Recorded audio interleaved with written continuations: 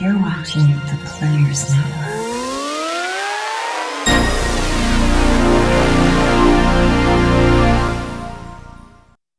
Hey, life's a gamble. You're watching the Players Network. I'm a player, aren't we all?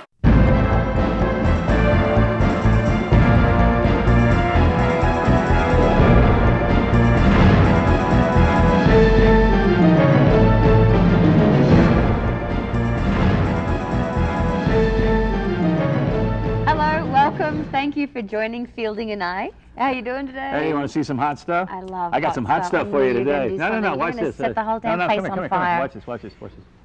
You didn't think I was going to put that in my mouth? Yeah, watch this. Yeah, are you really going to do it? It's real fire, and it's... Oh my, you blew the fire out of your mouth just then. God damn, how did you do that? Hot stuff! I have a burning desire to kiss you now, Fielding. Want some gas mouth? Exactly, a mouthful hey, of boy, if you lighter thought that was fluid. hot, wait till you see the young lady that we have on the show today. She's really hot today, and she's a magician. I love that. Absolutely. Yeah, her name's Joan Dukore. She's exceptionally talented and really cute. And there she is. Hi, Joan. Hello. Fun magic today, but first I have to warn you, there's a lot of misconceptions out there, and I don't want you to think wrong of me, so I just want to clear the air right now. I'm not going to saw anybody in half. I'm not going to change your $1 bill into 100, and I'm not going to make anybody disappear. Sorry, Teresa. Instead, I do magic with rope, which is much more frivolous but highly entertaining. It's the tangled rope trick. And it's untangled. It's harder than it looks. Anyway, here, let's see. I did mention this was frivolous, and I'll show you why. We have a rope here with 2 ends and a middle. That's normal.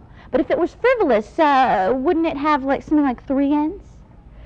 Or we could really party, maybe give the rope 4 ends.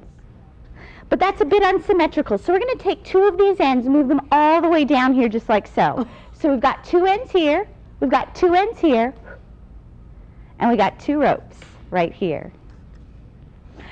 Now let's see, 2 ropes, we need to change them back into 1. But first things first, we're going to tie a knot in the ropes right about here.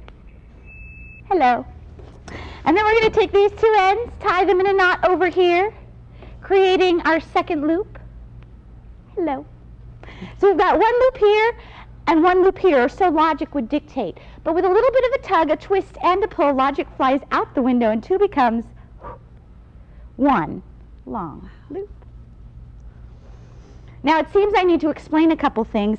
I need to explain the difference between magic and talent. What you just saw, yeah, that was the magic part. That could never occur in the real world. Talent is something completely different. It takes years of practice and many dateless nights. I was an ugly child. So here's my talent. Not good enough for the Miss America pageant, but I'm working on it. It's tying a knot in a rope in less than a second. Are you ready? 1, 2, 3.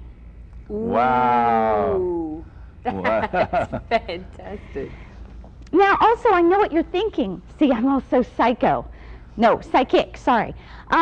A lot of people think that I'm actually using some sort of trick rope. Well, you're right. We have 2 ends here, we have a middle here. We take the 2 ends. If this was a real rope, we couldn't do that. 2 ends here and a middle right here. What is she doing? How did she do that? It's just like me. It's a little loopy.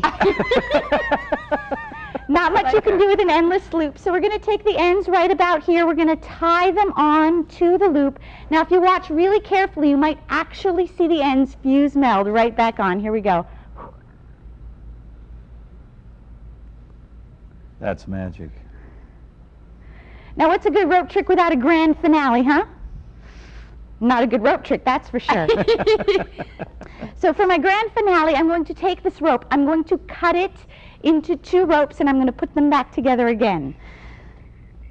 Only I don't have scissors. That's okay. Real magicians don't need scissors. We'll make do. Right about here, find the middle, a little snip, snip. That's all it takes. Oh. 1, 2. But that's the easy part. The hard part is then going to be putting them all back together. So here we go. Most magicians will wave their hands over the rope and snap their fingers, and the rope will instantly restore. But I'm not going to do it that way. Instead, I'm going to make it restore very slowly so you can actually see the magic happen. As I tug on the ropes like this, you'll notice one end is going to start to get a little bit longer while one end gets a little bit shorter. This is the ropes slowly restoring. One longer, one shorter, one longer, until we have a long rope here and a short rope here. Wow. Now for the hardest part of all. The short rope gets tied right onto the longer rope, just like so. And I want you to keep your eyes on the shorter rope. Keep in mind how long that is, because that's all going to change really soon. See, as I move my hand up and down, you're going to notice that that short rope is really starting to get shorter and shorter and shorter. Wow. Till all we have left is a knot. We simply untie the knot, and we're left with one long rope. Oh, that was fantastic. Wow. That was Joan, yeah, you were I fantastic. was so impressed. Oh, I'm thank you very much. impressed. And you Anytime. are funny too. Oh, We're talking thank in the you. thing for us. Are you comedians myself? I'd like to think so. You're great. A woman with a rope, you. you've won my heart. Did you bring those from home, did you? Yeah, for my private collection. They're very tricky. Did you have any idea how any of those tricks, being Listen, a magician, can you see the... I know a rope trick. Yeah. But what Joan just did was all new to me. I've never seen that before. Wow. There you go. You teach this yourself? Teach this to yourself? Do you have a mentor? Learn it from a book? I learn a lot of things from books and reading, and then I do have a mentor. His name is John Thompson. And The great Tom the Snow. great Tom Stoney. I've had him on the show before. He was sensational. Oh, he's amazing. He Yeah. can do everything from close up to large stage stuff. But what ends up happening is a lot of times I'll learn a trick or learn a new effect, and then I'll take it to him, and he'll help me clean it up. Or sometimes he'll suggest a trick, you know, oh, you should really look in this book because this trick would be great for you. You know? A quick question for you. Do you have another trick? Can you show us something real quick? Sure. Let's do a card trick. Okay. Great. Excellent. Do you play cards? Yeah, I'm great at Snap. Never heard of Snap. Oh, really? It's an Australian thing? Well, are you from Australia? No. Ask me if I'm from Australia. Are you from Australia?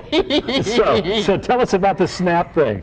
Snap, you play it when you're like 5 and 6 years old. You know, I mean, you have half a pack of cards each, and you put them all down, and when you get a matching color or a matching thing, you just press Snap. It was actually a joke, but because you don't know what the joke is, it's not funny. These are the same people that wrestle crocodiles. Okay, I need to say more. Yeah. I think I'd rather play Snap than wrestle crocodiles. We got to though. do this really, really quick. Can you take out a card, any card you like? I'll take the red one. Don't show it to me, but show it to Fielding.